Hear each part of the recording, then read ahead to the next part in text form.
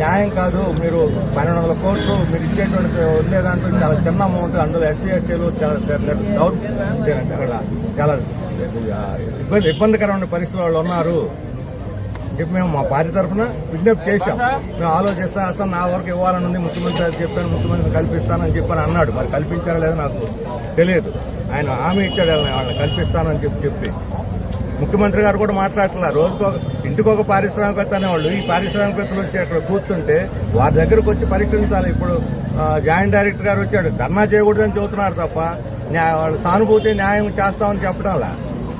ఏ office అయితే ఇక్కడ వాళ్ళు సబ్సిడీ ఇవ్వాలి వాళ్ళ దగ్గర కదా కూర్చుని, కనీసం వాడు కూర్చుంటే శాంతియుతంగా రోజు అరుస్తూ ఉంటే వస్తూ పోతూ ఉన్నప్పుడు వాళ్ళకి జ్ఞాపకం వస్తుంది, త్వరగా చేస్తారని ఆశతోటి వాళ్ళు కూర్చున్నారు.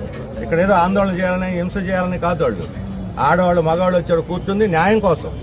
న్యాయం చేస్తే వాళ్ళు వెళ్ళిపోతారు. న్యాయం చేయకుండా కూర్చోడానికి లేదంటే మీరే